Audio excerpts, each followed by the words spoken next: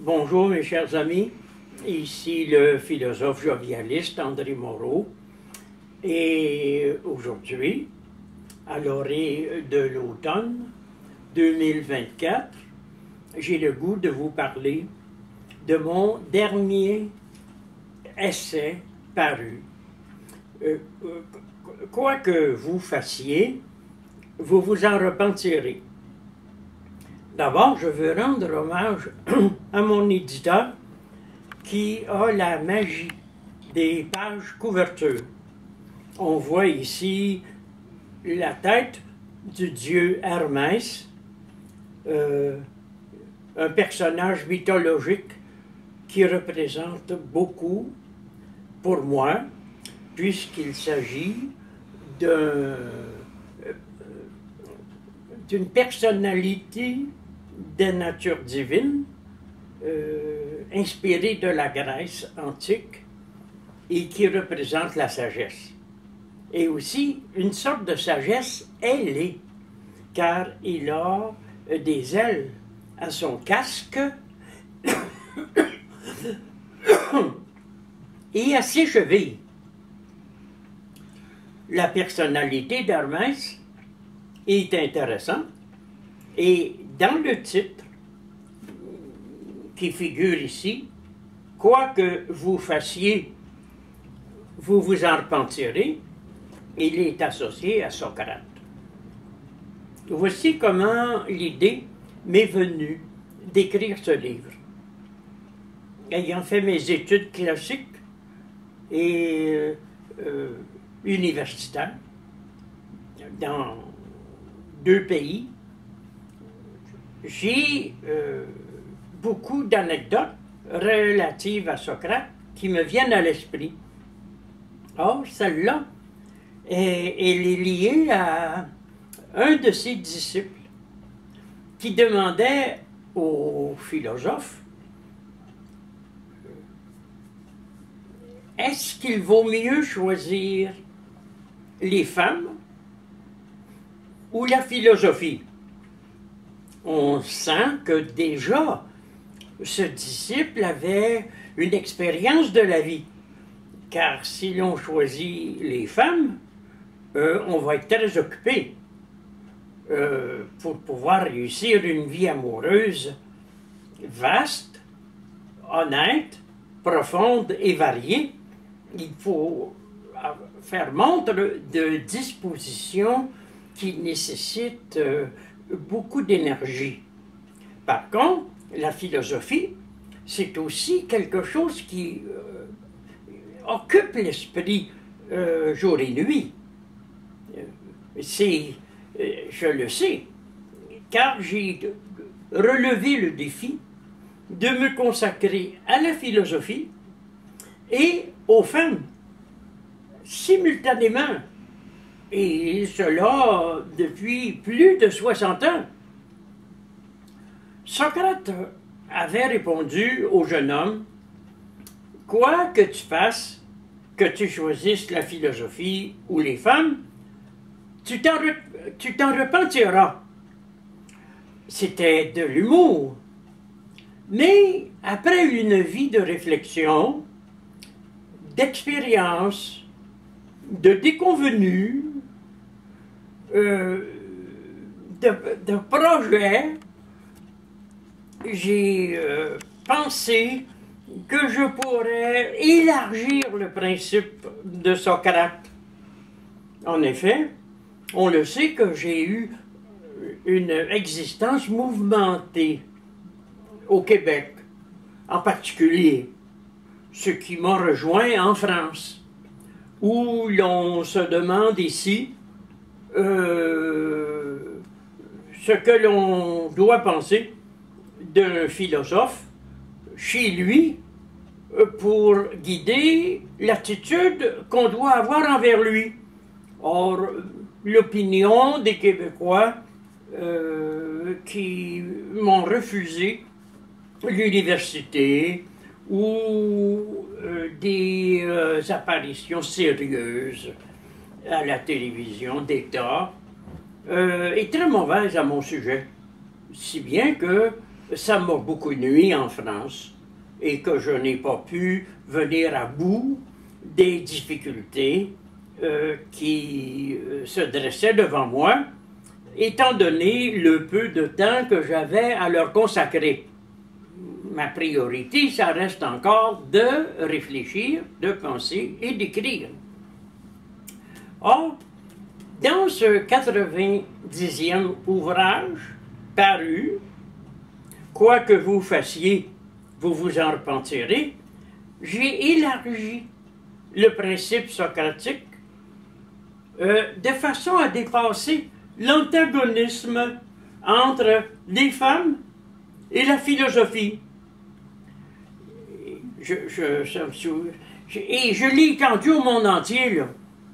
Alors, les femmes, les ambitions de la carrière, les voyages, la productivité littéraire, la communication médiatique, la philosophie qui nécessite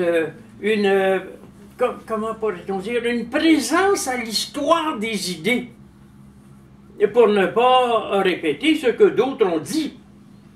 Hein, je me souviens qu'un jour, un jeune homme était venu me voir en me proposant sa vision du monde. Mais quand je l'ai lu, c'était environ 3 ou 4 pages, je lui ai dit, mais ce n'est pas ta vision du monde. C'est la vision de tel ou tel philosophe. Là, il m'a regardé étonné. Oui, mais j'ai pensé cela par moi-même. Je dis, oui, mais un autre avant toi l'avait pensé. C'est du... on pourrait t'accuser d'être un plagiaire. Tu n'as rien inventé. Il était très, très, très déconcerté. Et moi, j'ai compris à quel point j'avais été avisé de connaître l'histoire de la philosophie en profondeur pour ne pas redire ce que d'autres avaient dit avant moi. La philosophie a quand même près de 3000 ans d'existence en Occident, parce que c'est une science typiquement occidentale, ne l'oubliez pas.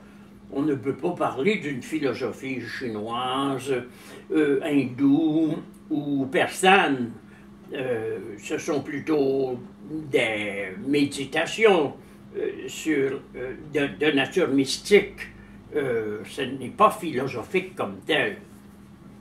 Alors, l'idée de Socrate, une fois élargie, aboutissait à considérer les choses de la vie avec un regard non peut-être pas désabusé, mais beaucoup plus réaliste que lorsqu'on a 20 ans ou 40 ans. À 83 ans, je me suis dit, oui, mais tout ce que j'ai entrepris, qu'est-ce que ça m'a donné? Le plaisir de l'entreprendre. Bravo! J'ai beaucoup écrit. On m'a même avoué que j'écrivais très bien. Mais si tu manques de lecteurs, si tu ne soulèves pas l'intérêt de tes pairs, à l'académie ou à l'université, si tu es considéré comme un trouble-fête, et qu'on va même jusqu'à faire venir la police pour t'empêcher de prendre la parole, il se peut que malgré ton originalité, ton inspiration, l'abondance de tes idées, tu réalises que tout cela ne donne pas grand-chose. Et c'est ce qui m'a amené à réfléchir, par exemple, aux questions relatives à l'amour, aux questions relatives à ma place dans la société, aux questions relatives à l'intérêt soulevé par mes écrits. C'est ainsi que j'en suis arrivé à me dire, oui, mais quoi que tu tentes, là, qu'est-ce que ça donne? Hormis la satisfaction personnelle, car je suis très, très, très fier de ma fécondité intellectuelle, ben ça ne donne rien. Beaucoup d'embêtements.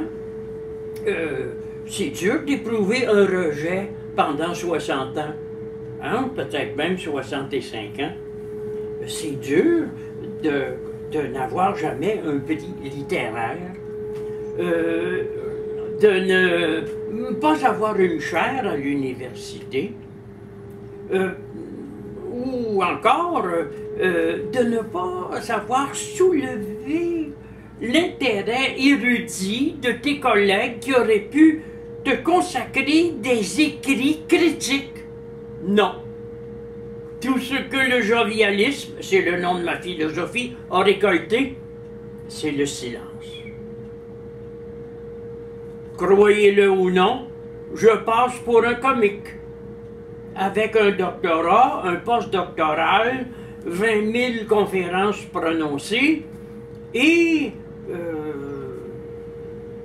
126 livres écrits, dont 92 à date ont été publiés. Un ami français qui ne pouvait pas croire qu'au Québec, on me prenait pour un comique parce qu'il suivait mes conférences avec un grand intérêt et lisait mes livres. C'était d'ailleurs quelqu'un d'assez cultivé. C'est un psychiatre. Un ami français, apprenant qu'un de ses proches allait venir au Québec, lui a demandé de faire une petite enquête, en demandant à gauche et à droite « Que pensez-vous du philosophe André Monroe ?» Et quand je suis revenu en France, il m'a serré dans ses bras, il s'est éclaté devant moi en me disant « Mais tu avais raison, André, ils te prennent pour un comique, mais c'est incroyable. » Alors qu'en France, vous comprenez, il y avait un homme, Jean-Pierre Garnier-Mallet, qui était un des grands scientifiques d'Europe, qui m'a demandé d'échanger avec lui devant 300 personnes à un très haut niveau intellectuel.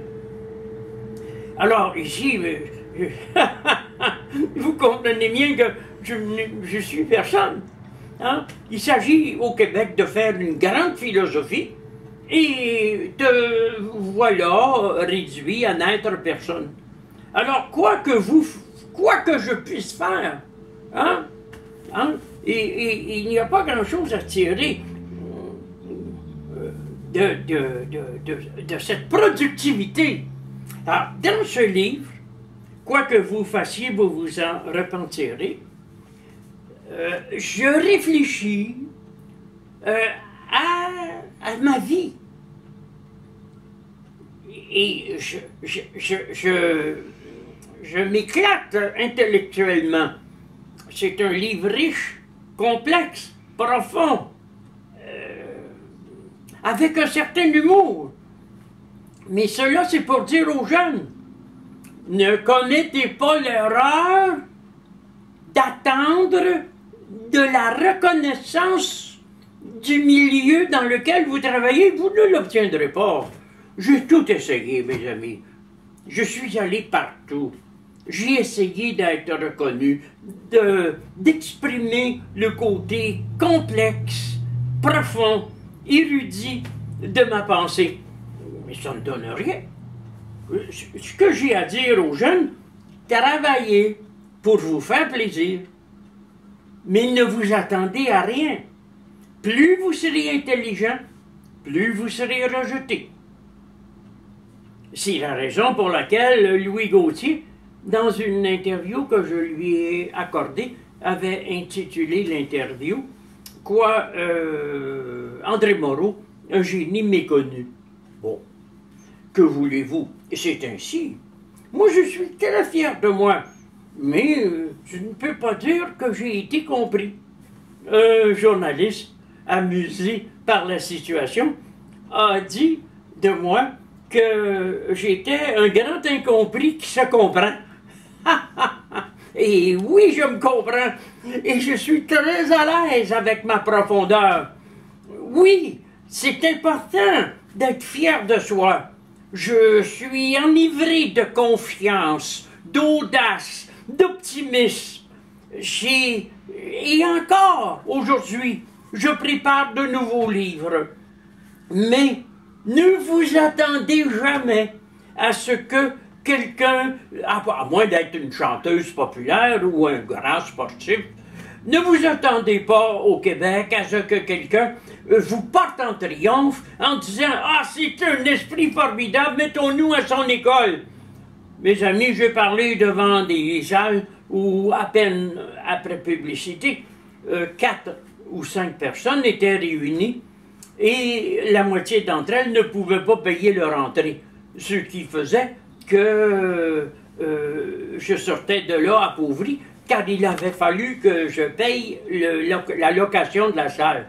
Alors, ce livre est un livre consacré à la sagesse et à une sorte de mystique intérieure portant sur moi-même. Oh, qu'est-ce qu'il y a de mystique en moi-même? Bien, c'est l'être. Il y a en moi quelque chose qui s'épanouit d'une façon extraordinaire, miraculeuse, qui relève d'une grâce spéciale. Je veux vous conter ici, en terminant, une des dernières grandes expériences mystiques que j'ai faites. C'est une expérience de rêve. Je suis allongé sur le divan du salon et soudainement, je sens ma poitrine se dilater. Elle s'ouvre. Et qu'est-ce que je vois? Parce que je peux regarder ma poitrine si je penche ma tête et dirige mes yeux vers la poitrine. Elle s'ouvre comme si c'était mon cœur qui n'était plus enchâssé dans ma cage thoracique. La cage thoracique s'ouvre. Mon cœur bat. Et là, comme si mon cœur avait des pétales, comme une rose, les pétales s'ouvrent. Mais attention, ces pétales ensanglantés couvrent la totalité de ma poitrine et de mon cœur irradient des rayons d'or. C'est prodigieux. Je ne souffre pas. Je ne suis pas en train de faire une crise cardiaque. Je vois ce que les mystiques musulmans, qu'on appelle les soufis, appellent le second cœur, le cœur métaphysique. Et là, je me vois et je me dis, c'est merveilleux. J'ai atteint le sommet de l'épanouissement auquel un homme sur cette terre puisse parvenir. Et bien entendu, je me suis réveillé et là, je tentais ma poitrine en me disant, mais est-ce que je vais mal? Non. Est-ce que j'ai mal? Non. Est-ce que je devrais aller à l'hôpital? Non. C'était le cœur métaphysique. Vous devinez bien qu'il s'agit de l'être qui s'était ouvert devant moi.